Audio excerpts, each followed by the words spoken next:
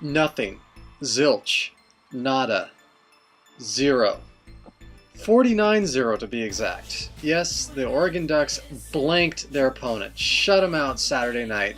It's the first time since 2003 when Oregon had an 8-play goal line stand to preserve their 35-0 win over Stanford that the Ducks have officially shut out an opponent. It's the first time since 1973 that Oregon has shut out an opponent other than Stanford or Oregon State.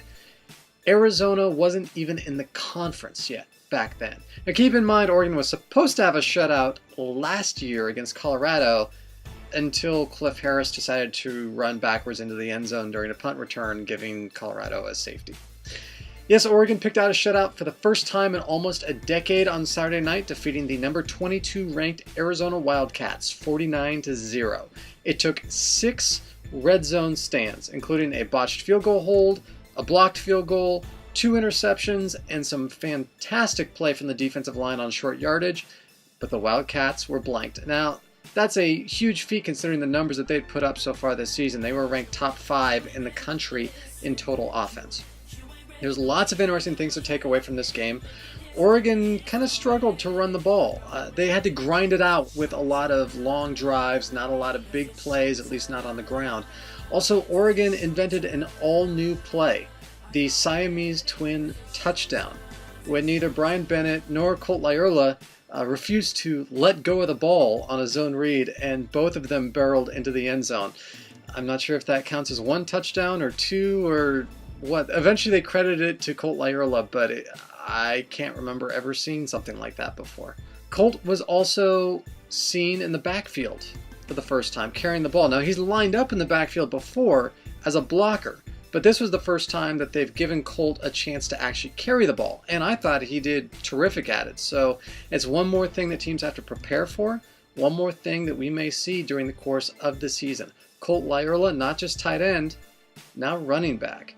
He dished out a wicked stiff arm that really would have made Jeremiah Johnson proud, and he racked up some great yardage as a dominant, big, bruising runner.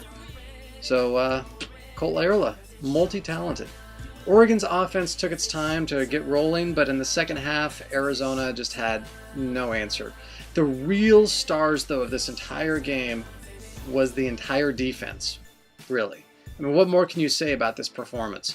And with the media predicting a shootout, the Ducks defense was really having just none of it. The entire D deserves a huge pat on the back, but in particular, Ifo Ekpre Olamu. With the Cats looking to pick on Ifo, he delivered big time. He had multiple pass breakups. He did have 2 pass interference calls. One was really a bad call because the receiver had gone out of bounds and it was ticky-tacky anyway. And he had just 2 interceptions, that's all. One in the red zone, and the other he returned 55 yards for a touchdown. It also wasn't the only pick 6 in the game either, as Troy Hill put the capper on the game with a pick 6, and in doing so, gave the whole student section 3 tacos. This was the most dominant defensive performance I think I may have ever seen from Oregon. The ones previously that come to mind, well, there was 2007 UCLA, where the offense probably would have been better served if they punted on first down every time. The defense was just fantastic that day. People forget that. 1994 Arizona, yeah, that one definitely qualifies. But those weren't as complete of performances top to bottom as this one was. Yes, Arizona should have scored several times repeatedly on Saturday, but Oregon's defense stepped up in the red zone when they needed to, and they got the shutout. So congratulations, Ducks. It was a great night. But football wasn't the only Oregon team having a great week. Friday night, women's volleyball put the entire Pac-12 conference on notice. Already the toughest conference in the country, with 3 teams ranked in the top 10, the number 8 Ducks went down to USC and swept number 2 USC Trojans 3-0, swept them in sets. That moves Oregon to 11-0 on the season. They are 33-3 on the year in total sets. The Ducks are for real. This volleyball team is tremendous, among the best in the nation. They just beat down number 2 USC. It's time to show some serious love for Oregon volleyball. Coach Moore has done a terrific job. He has some great players. Duck fans, they're among the best in the nation. Get out to Mat Night and show your support. In other Duck sports news, Oregon soccer played to a 0-0 overtime draw versus Colorado on Friday. That was televised on the Pac-12 network. They host BYU on Monday at Pape Field. Then they go on the road to Cal and Stanford next Friday and Sunday, respectively. Men's golf is at the St. Mary's Invitational in the Bay Area as well. That's taking place on today, Monday, and Tuesday, while women's golf is wrapping up their participation in the Mason Rudolph Championship in Nashville.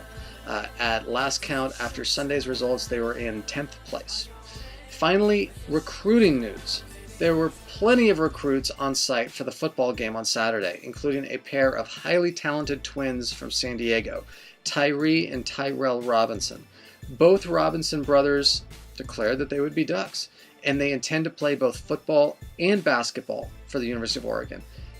They could fit in at a bunch of different positions on the football field. They're fast and rangy athletes. They could be safeties or wide receivers, outside linebackers, or cornerbacks. It really depends on how they fill out. Regardless, it's two very big pickups and the second set of twins that Oregon has picked up for football, with Stephen and Eric Amoako already currently on the roster on their true freshman years as safeties on the team. Robinson brothers coming in to play both football and basketball, though, at least that's what they intend to do, though, is a huge pickup for both Coach Kelly and Coach Altman. And in addition to the Robinson twins filling out the roster for Coach Altman's basketball team next year, once again, Coach Altman is bringing in a transfer to fill in the gaps, who potentially can play immediately. Arsalan Kazemi. He's a forward transfer from Rice University. He's seeking a hardship waiver that would make him eligible to play immediately, just like what Devo Joseph went through last year. If he gets it, he can play. If not, he has to sit out a year. He is the first Iranian-born college basketball player in history. He averaged over 12 points last season for the Rice Owls. It was thought that had he stayed at Rice for his senior year, he would have been in the running for Conference USA Player of the Year. So this is another one-year plug-and-play guy like Olu Ashalu and Devo Joseph last year. Coach Altman seems to find a winning success with these single-year players. It's not ideal, but you can't argue with the results. As for FishDuck.com, it's a bit of a sad week for us as we say goodbye to one of our longtime writers, Jared Young. He's accepted a new position as a sports writer with an Oregon newspaper, so you'll still be able to catch all of his fantastic work, just not on FishDuck.com. We wish Jared the absolute best. His writing will definitely be missed. He had a very unique voice that he brought to our site. Our team was, however, at the Arizona game on Saturday, up in the press box, actually working right next to Ted Miller and Ivan Maisel of ESPN to compile our Sunday game review. Check out all of our photos and our post-game video in our review on the front page. And if you want to check out the video that we compiled of all of the post-game interviews, just click right here. Remember, there are new Pac-12 guidelines that prevent us from using any game footage. That's why I have stopped uploading game highlights, and that's why this week Mad Mike 1951 had to stop creating his videos. Sorry fans, it's been a lot of fun, but no more YouTube clips involving game footage highlights online from fans at all, and media are required to take them down after 48 hours from the conclusion of the event. It really changes what we do here at FishDuck.com because we can no longer do video analysis, but we'll continue to do our best to help educate the fans because better understanding of athletics makes more appreciative, passionate fans, and that's our entire goal here at FishDuck. No more music recommendations from me either for those same reasons. Want to avoid any copyright hassles. I would love to tell you about so much more great music, talk about films, talk about all sorts of different things, but let's just stick to the Ducks, stick to the facts. And I've got work to do. So until next week, this is Kurt saying go fish, get hooked, go Ducks.